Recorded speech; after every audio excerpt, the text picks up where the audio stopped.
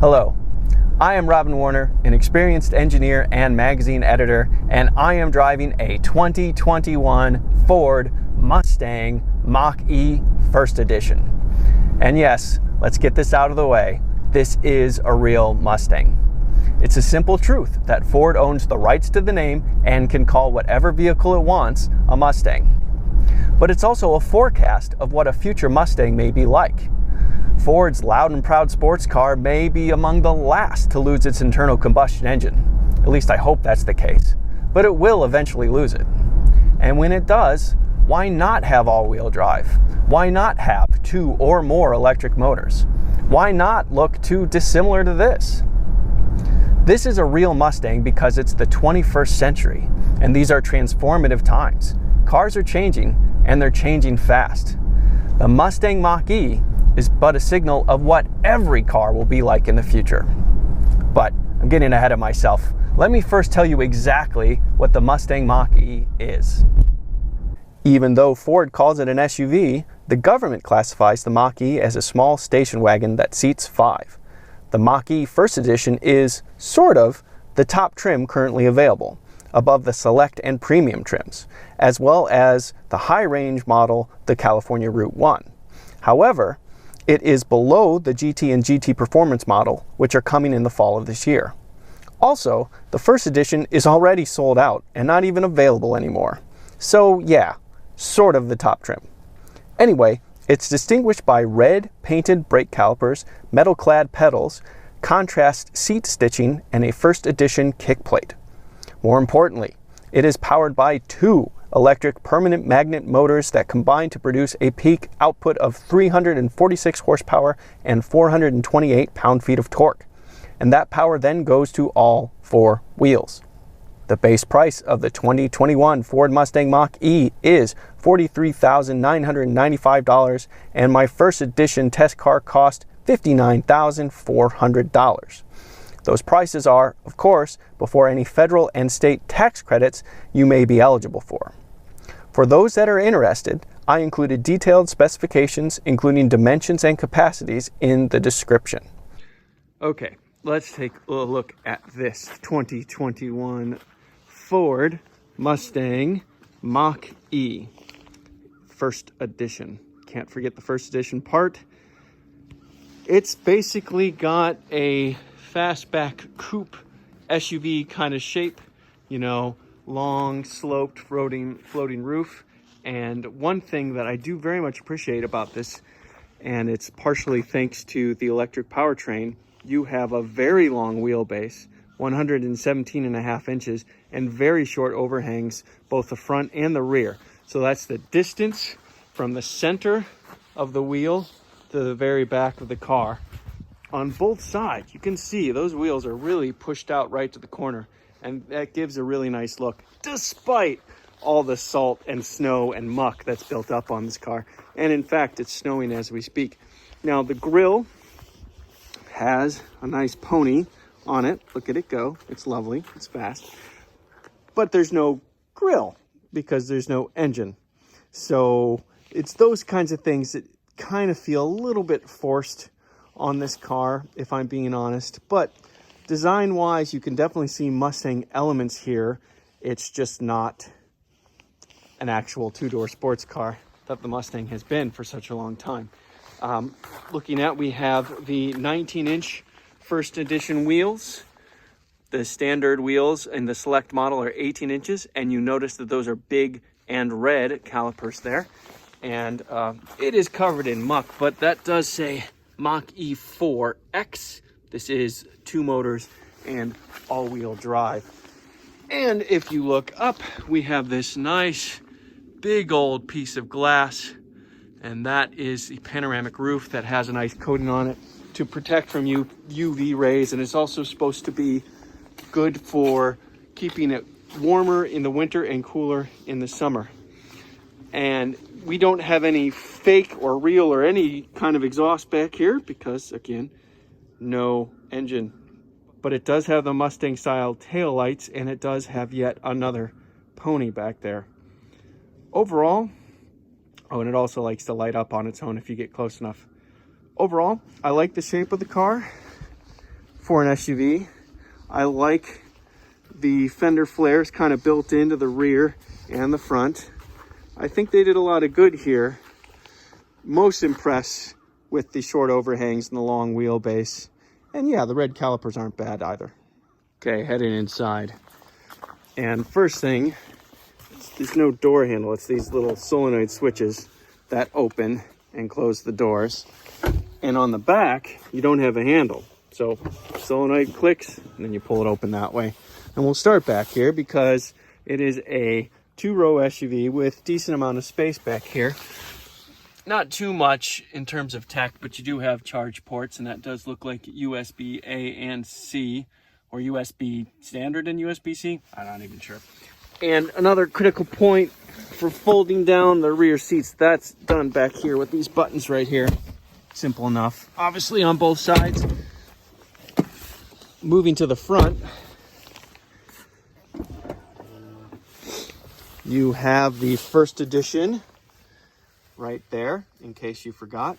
And there is that multicolor cross stitching that Ford was talking about in the first stitching. And then you also have multiple screens, including a big 15.5-inch infotainment screen in the center.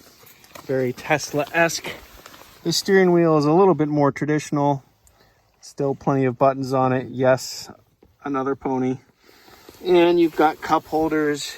Of course, you have wireless Apple CarPlay, Android Auto, more charging, and a wireless charge pad right there. Shifting is handled by this dial right there. And otherwise, you know, it's remarkably clean in here. Very minimalist. And I actually really like that. I really like that a lot. And in just a moment here, I'm going to go into more detail on this big old hoss of a thing right here, vertically mounted, 15.5 inches right there.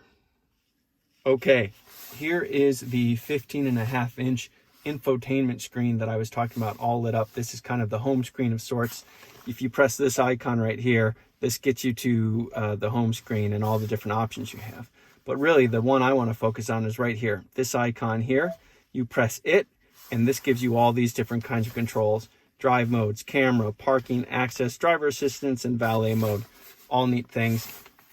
One pedal drive, that's something I'm going to talk about in a minute. I really like that. You can just turn that on or off with that digital toggle switch. Auto ambient lighting, propulsion sound. Ooh, neat stuff, right? And then you have the drive modes: whisper, engage, and unbridled. Now whisper, you have information right here. Seamless drive, calm and quiet, fine. Engage, balanced drive, fun and engaging. Oh, okay, fair enough. And then unbridled, not bridled. Exhilarating drive, machine and road align as one. Okay. And one thing, we want propulsion sound on, I suppose. And then look, and then we have all kinds of other settings right here. Lots of different things to work with here. And you also have, this is cool to see the different camera views. And then all this other stuff. And then when you go to settings, one other thing I really want to point out on trips, it's got this, where did my energy go? Climate use, route, accessories, external temperature.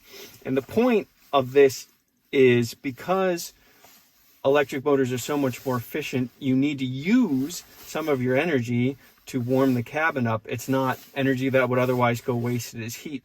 So it's cool to see how much of your energy is being used where. And I think this is a nice, easy little graph. And right now, because we're not moving, it's all just accessories because the car's on and we're not going anywhere. But you can scroll up, how's my driving, and it will give you a percentage score of how well you're doing with accelerating, decelerating, and speed. And decelerating is how much are you just letting the car slow down on its own and regenerate electricity instead of braking, or do you have to use the friction brakes to slow down, those types of things. So anyway, there is a lot going on here, and I'm just really just touching the surface. But I at least wanted to touch the surface and show you what's going on here. Also, here's your volume control. And your power button's actually part of the screen. One nice little thing. Oh, and ooh, heated seats, heated steering wheel, and then automatic climate control as well. And the climate would be on and roaring right now. I purposely have it off so, you know, that I can talk to you. Anyway, so that is just that's the 15.5-inch screen of the Ford Mustang Mach-E First Edition. All right, let's talk cargo room, because this has a fair amount of it. You've got 30 cubic feet behind the second row, 60 cubic feet when you fold those second row bench seats down. And right now, the floor is currently set in its high position, but lift the handle right here, and you can real easily swivel it around, put it down, and all of a sudden, that's in the lower position, and you can fit more stuff. This, of course, also is easy enough to remove, and it exposes your inflation kit, and that's a bag for your charging, 110 charge port. But, it's easy enough to maneuver around. I'll keep it in the low position for now. One other thing, you've got this kind of like built-in cargo privacy roof right here, but it's easy enough to remove. You just remove it from these pins here, and then it's got little pieces of rope right there, so it's easy enough to remove. But I'm not done, and that's because there's more cargo. I've said it a couple of times, but there's no engine, right? Well, first of all, there's your metal covered pedals. But anyway, doing it twice per the instructions on the car. Lift the trunk, the front trunk, and what do we have here? More storage space. And what's cool about this is storage space with a drain plug. And you notice this thing's all plastic. It's got some cup holders right there. This is basically set up to be like a front tailgate cooler kind of situation here. And you've got these, you can compartmentalize it the way you want. So that's a clever idea. Why not make use of this space? There's no engine here. Everything's down low. Electric motors take up a lot less space than internal combustion engines. And because this thing was built as an electric vehicle from the ground up, the battery pack is built into the floor, underneath the floor you sit in. So why not use the extra space for extra storage? So I think that's clever. They claim this is another 4.7 cubic feet. We'll just round up to 5 because we're feeling generous. But anyway, yeah, so more storage. Another thing that I want to point out about the Ford Mustang Mach-E First Edition is this, the key. It's a pretty normal looking key, right? It's key fob, lock, unlock, whatever. But it's a little bit clunky and low tech maybe compared to the rest of the car. But it's also unnecessary. Ford has something called Ford Pass, which is a Ford app that you can put on your smartphone, and that effectively replaces the key. You can use the phone and not pull it out of your pocket to lock, unlock the car, check settings, adjust settings, and a lot of other bits like that. So it's called Ford Pass. It's a smartphone app, and then your smartphone itself can become the keys to your Ford Mustang Mach-E First Edition, or any Mach-E, I'm sure. It doesn't have to just be the First Edition. I just like saying First Edition. First Edition.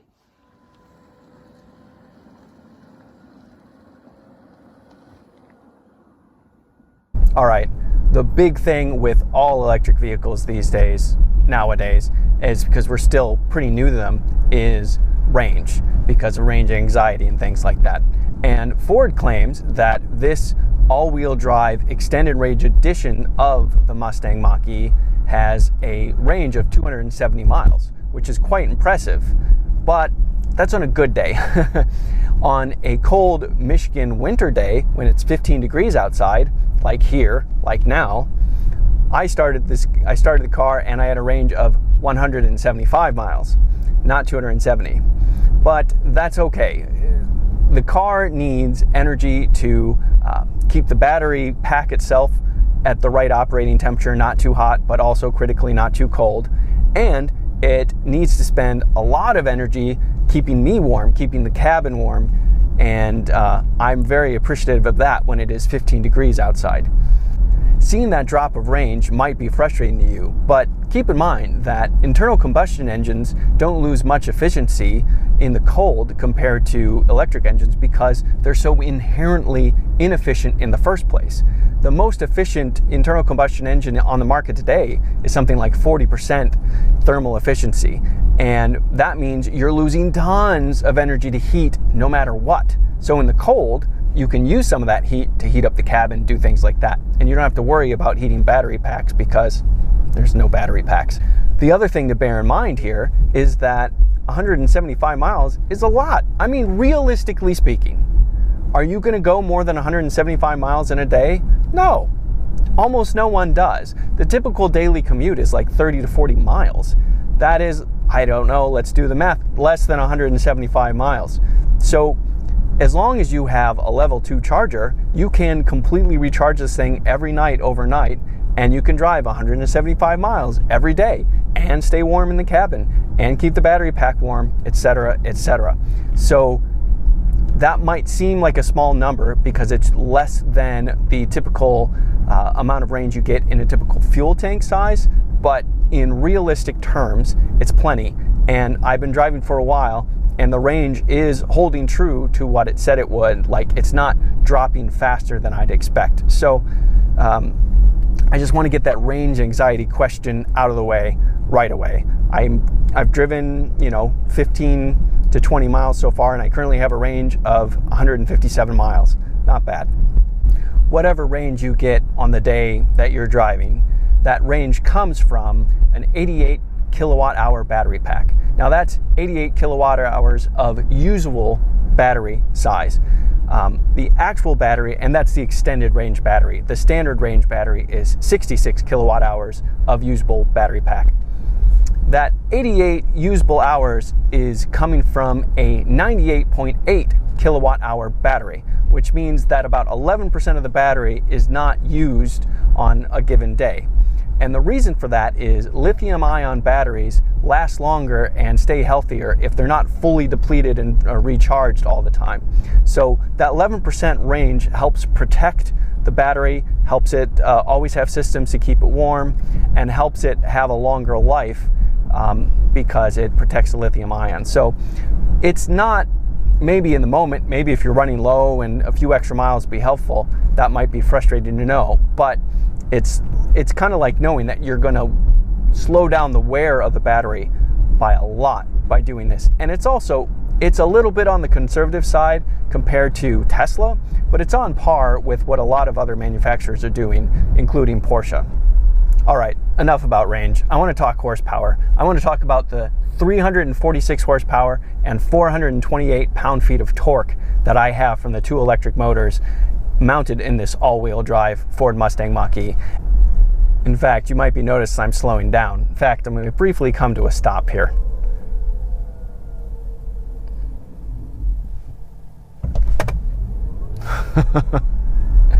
Oh my God. 0 to 60 in 4.8 seconds in a 5-passenger, all-electric SUV with 30 cubic feet of cargo space behind the second passenger row. That's impressive, and it was very quiet doing it. You get 428 pound-feet of torque, but you get 428 pound-feet of torque basically throughout the rev range of the car. You get it effectively immediately. It's not from 0 RPM, but it's from near enough as it makes no difference. Quick diversion from the conversation we were having. I have moved the camera and moved the microphone a little bit because I have the microphone in the center of the car, and I'm going to quickly accelerate in the 3 different drive modes so you can get a feeling of what the different drive modes sound like. So we're going to start in whisper, we're going to accelerate from 0 speed up to more than 0 speed, and then we'll switch modes and do it again. All right, whisper.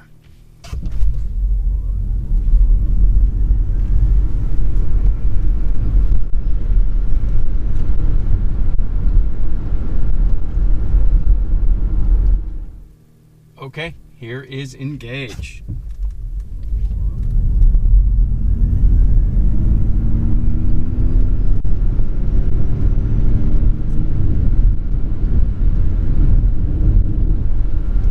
little bit of this like background rumbly thing going on. Certainly more than nothing. Okay, here is Unbridled.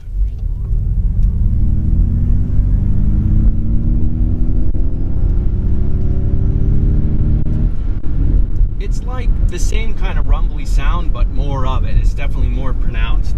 It's got this more like throaty kind of a vibe to it. Yeah, you get a sense of urgency from it. You get a familiar sound of muscle from that, but it's not a huge difference from Whisper. It's still pretty darn quiet, and you have total control over it just by choosing drive modes. Of course, you know, it changes the throttle map and a couple other things, but largely we're talking about sound here.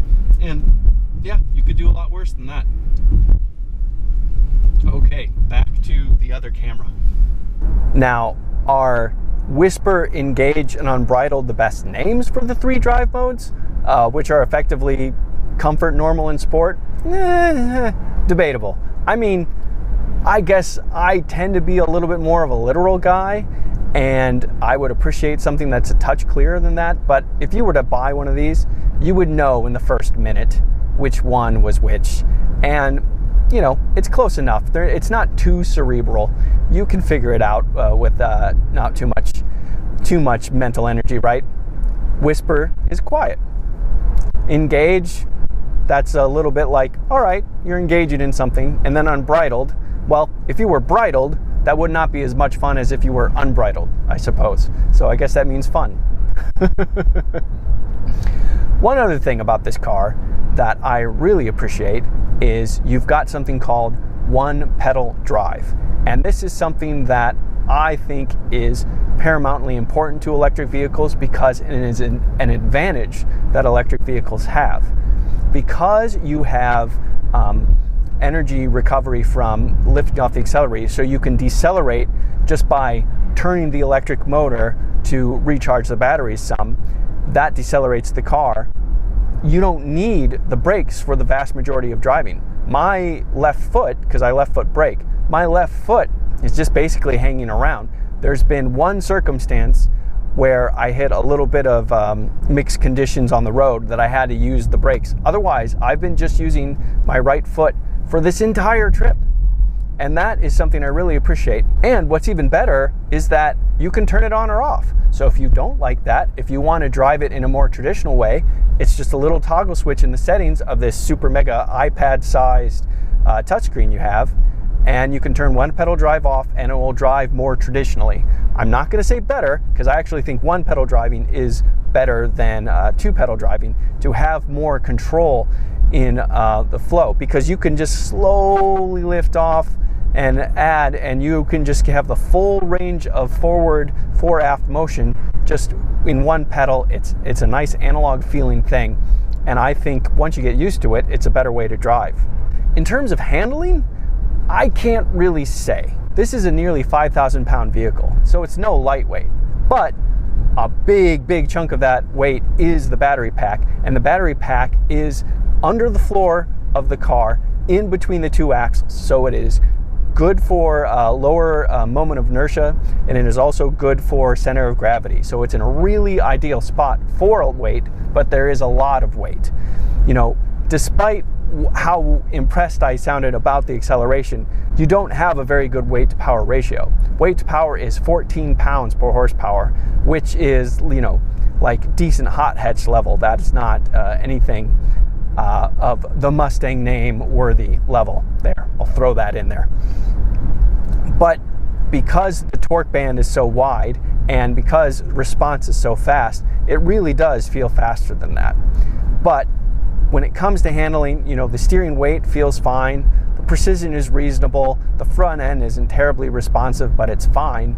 But the fact of the matter is, I can't say much more than that because, like I said, it is 15 degrees outside. We just had whatever it was, like 8-9 inches of snow yesterday, and the roads are far from ideal. So I don't really have an opportunity to experience the car and tell you what the handling's like, to be honest. But I bet that it feels closer to a heavy SUV than it does like a two-door sports car. But that's fine. It goes back to what I said at the opening. It's fine. And The fact of the matter is, because you have so much weight and because you have so much flexibility in where to put the power to all four wheels, you can distribute torque however you want in this thing. Because of that, you actually have a lot of handling flexibility in this car. So even though it's heavy, the center of gravity is low and the capability is actually on the high side. I'm guessing. All in all, I'm really enjoying the ride. I'm really enjoying the fact that I got in a car that started warming up the second I turned it on, because it's independent of the engine warming up, because there's no engine to warm up. And I really enjoy the fact that I have a very clear understanding of exactly how much power I have, how much energy I have, and how quickly I'm using it. After all, the Mustang Mach-E represents the future of the automobile. And on this cold winter day, with a lot of cloud cover, and I think more snow coming, the future looks pretty bright. I'm Robin Warner. Thank you for watching.